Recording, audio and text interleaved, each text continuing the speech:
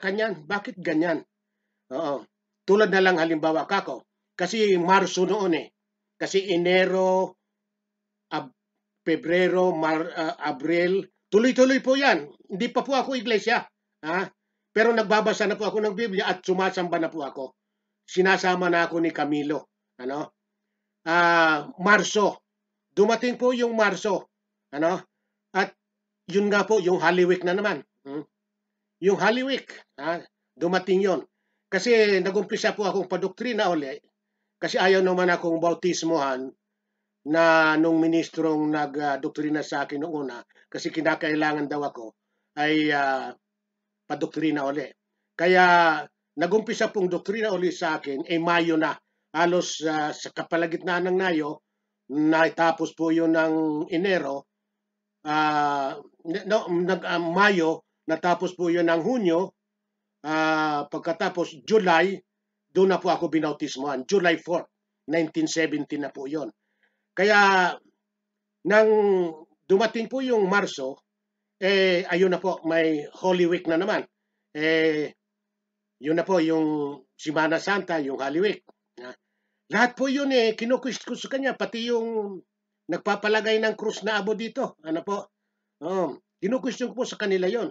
Nung isang araw napanood ko sa TV, yung mga nagpa-krus ng abo, nasunog raw yung noo. Ano? No, bueno, naalala ko lang po yan. Napanood ko lang po yan nung kailan yun, isang buwan lang. Ano? Kasi ang mga Katoliko, pagka Kwaresma na, ay nagpapalagay sila ng krus dito, abo. Ano po? Nasunog ata. Hindi ko maalala kung sa Bulacan ba yon. Ano po? Sa halip na magpa-krus ka dahil pagpapala, swerte abutin mo ay nasunog ang noo. Yan po mga kaibigan, mga kamag-anak ko, dapat po tayong mag-isip-isip dyan sa parting yan, ano? Ngayon po, sabi ko nga sa kapatid ko, yung hukha kong Holy Week, yung Holy Week, ala po sa Biblia yan eh. Hindi niya, pag-alalaan niya yan namin kay Kristo. Masama ba naman na niya? Hindi mo masamang alalahanin. Kaya lang ho, sa akin pong pagbabasa ng Biblia, sa akin pong pagsisiyasat, hindi ko po makita na yan ay ginawa ng mga unang Kristiyano, noong unang siglo po. Wala pong pagdiriwang na ganyan ng mga Kristiyano. Si Kristo po hanggang 33 years, pumanhik na po sa langit.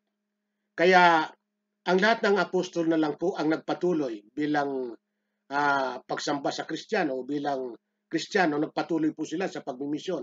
At namatay lahat ng mga apostol na inabot po ng halos 100 years. Ang pinakahuli pong apostol na namatay ay si Apostol Juan.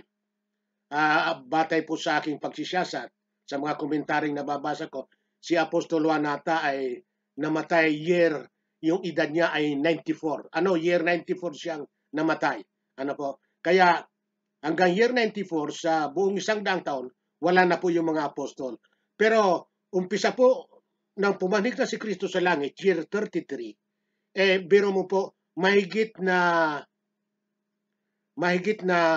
kulang-kulang, year 33, de mga 67 years. 67 years pong wala si Kristo at makikita mo kung paanong namuhay ang mga Kristiyano, paano silang sumamba sa Diyos. Hindi ko po makita na sila ay nagdidiwang o ipinagdiriwang nila na mayroon silang pagpipista ng Holy Week. Hindi ko po makita yan. Maging yung Christmas, sabi ko sa kanya, hindi ko po makita na ipinagdiwang yan ng mga unang Kristiyano. Wala po yan eh. Katulad na lang po yung Holy Week. Hindi ho masama na alalahanin natin si Kristo eh.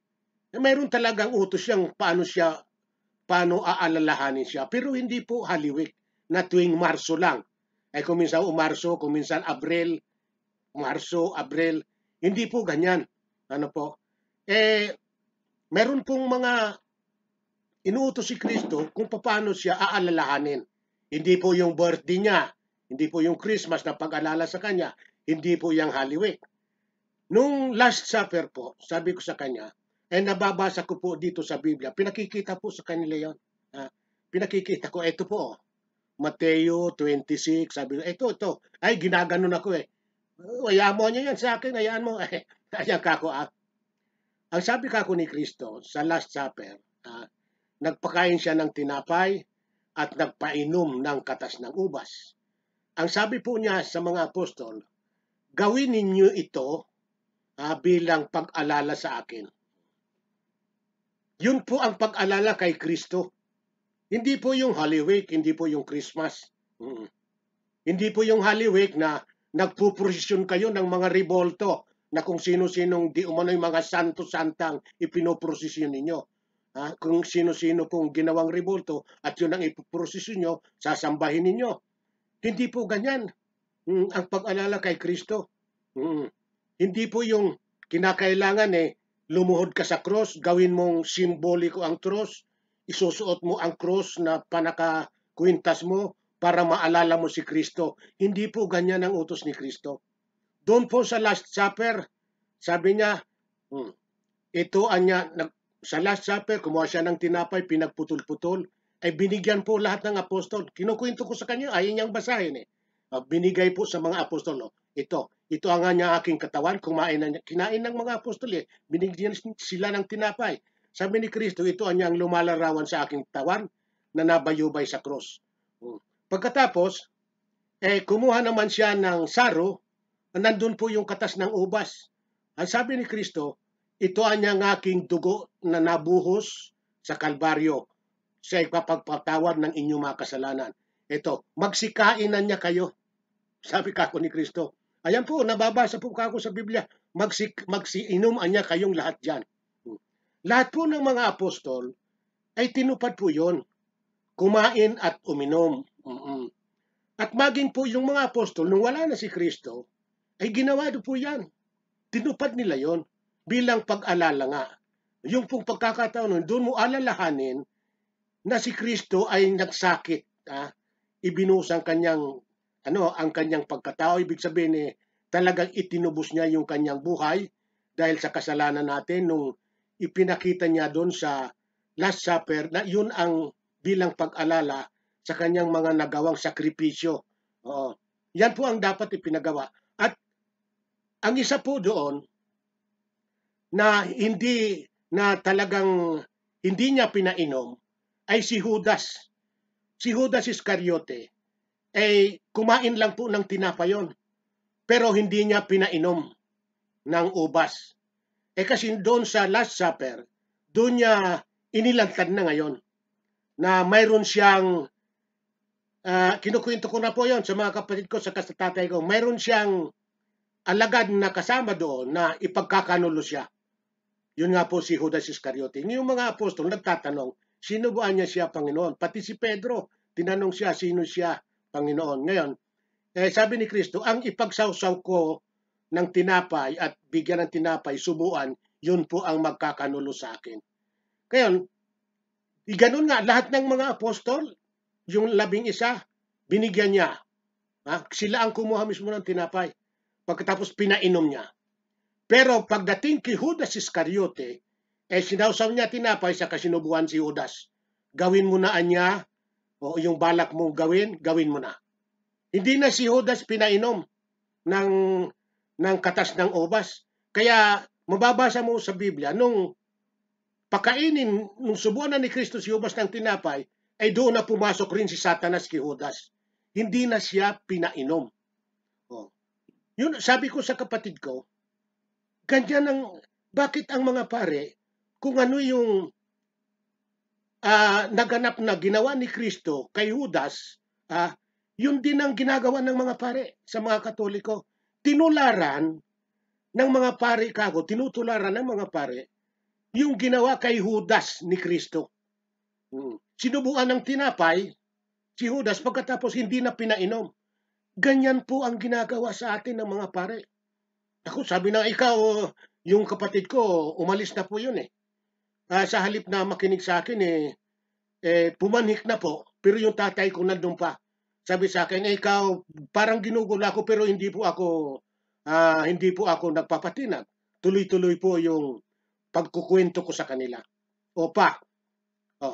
Isip-isipon mo naman, Kung alin ang dapat tularan, kung alin dapat tuparin, ayaw tuparin ng mga pare. At kung yung bagay na hindi dapat tularan, yun ang tinutularan. O hindi ba pa, sabi ko sa kanya, imagine, yung tatay ko medyo hindi na lang umiimik yun. Siguro, unti-unti na yun na nakapag-isip na yun. Na tama yung mga sinasabi ko. Oo. Kasi tatay ko, bagamat siya mayroon mga promesa sa Katoliko, katulad po ng City Palabras, hindi nag-absent yun, laging taon-taon yun. Pero, medyo pilosopo din yun. Hindi mo basta mapaniwala yun sa mga pare. Ngayon, kaya unti-unti, naririnig niya ako, medyo hindi umiimik minsan. Imagine ka ako, yung ginagawa ng mga pare sa mga Katoliko, yun ang nangyari na ginawa kay Judas. O hindi ba ka mga Katoliko? Gaganon dila. Susubuan ng tinapay. Hindi na pinaiinom. Ganyan ang ginawa ni Kristo kay Judas. Yung tinularan kako, yung nangyari kay Judas at saka kay Kristo. O imagine po yan.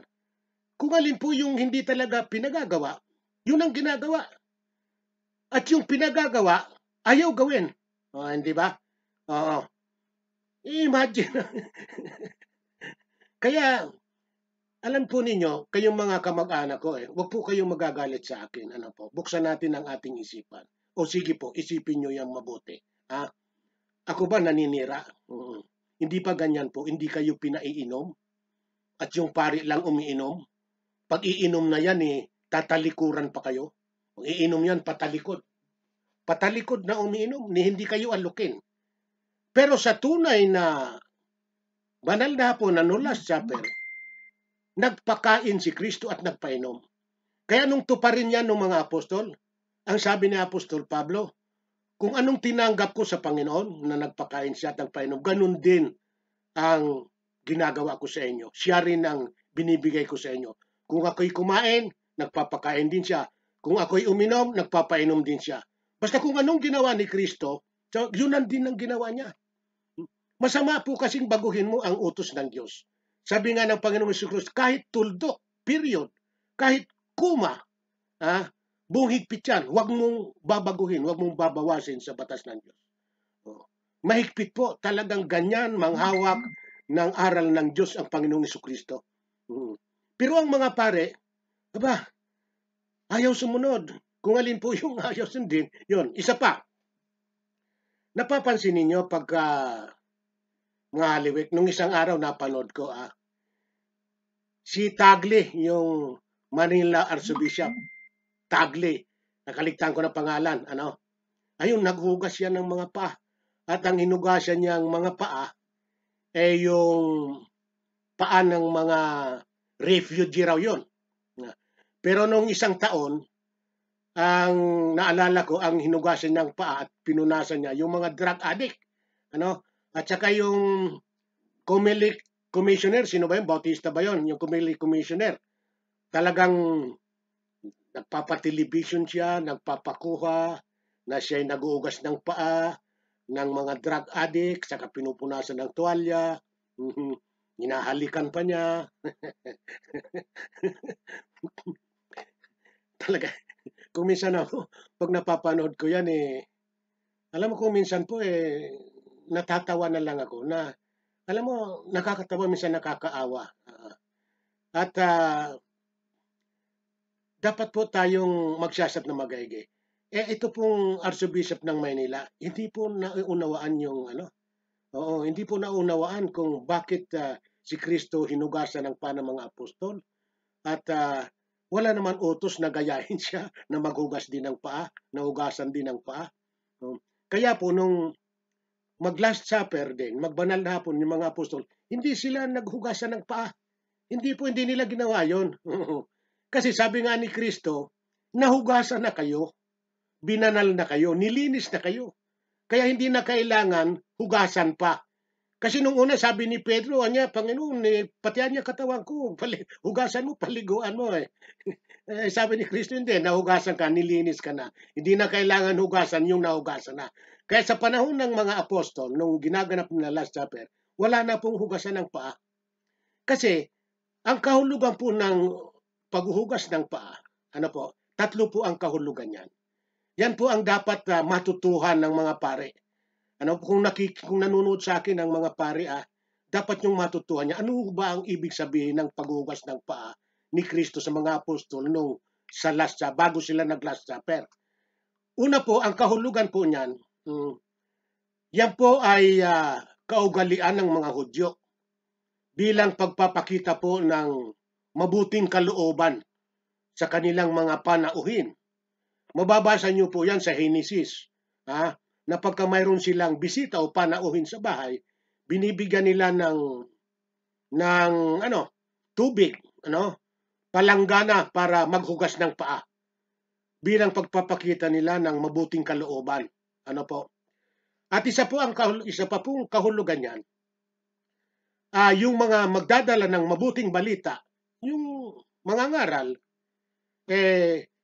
malinis ang paa, na sila ang mga magdadala ng mabuting balita.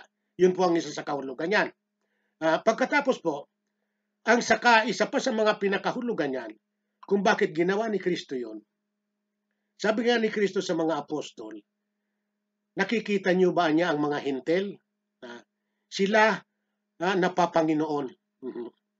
Kung sino niya ang dakila sa kanila, ay yun ang pinaglilingkuran. Yun sa mga hintel, sa hindi Kristiyano. Pero anya sa inyo, sa atin, sabi ni Kristo, kung sino anya ang dakila, siya ang naglilingkod. Hindi pinaglilingkuran. Katulad niya, sabi niya, isang halimbawa ito na ako anya nagparito, hindi upang paglingkuran, kundi para maglingkod. Ganyan niya sa inyo. Kung ako anyang Panginoon ay naglingkod sa inyo, kayo naman na niya ay dapat maglingkod rin. Mga tagapon, dapat maglingkod, hindi dapat paglingkuran. Oo. Ganyan na niya ganyan sa Kristiyano. Sa mga hintilan niya, kung sino yung mga dakila, yun ang pinaglilingkuran. Pero sa Kristiyano, hindi ganon. Kaya sabi ni kung Panginoon ay naghugas ng paa, naglingkod sa inyo, mas lalo na kayo, dapat kayong maglingkod. Yan po ang hindi nauunawaan ng mga pare. Isang halimbawa po yon ni Kristo na kayong mga pare dapat maglingkod. Hindi kayo dapat paglingkuran. Yun ang ibig sabihin nun. Hindi po ang ibig sabihin nun, maghuhugas din kayo ng paa. Na pati drug addict, uhugasan mo paa. Mr. Tagle. Dapat mong maunawaan po yan. Yun po isang halimbawa ni Kristo yon ng pagpapakumbaba na bilang kahit siya nga ay Panginoon ay naglilingkod siya. Ganyan din dapat tularan siya ng mga apostol. Sila ang dapat maglingkod, hindi dapat sila ang paglingkuran. Yan po ang ibig sabihin nun. Hindi ang ibig sabihin nun maghuhugas ka rin ng paa. O sige, ipaliwanag nyo nga, itanong nyo sa mga pare, yun ho bang hinugasan nyo ng paa? Ano po bang nangyari doon? Ano po bang pagpapala ang natamo nun? Hinugasan nyo ng paa, hinalikan nyo yung paa, ano po bang napala nun? Ay kung sabihin nila, yun na niya, napatawad kasalanan. Ay paano yung hindi nyo hinugasan ng paa? O sige nga. Dapat po naiisip yan ng mga pare, pero hindi nga, binulag na ng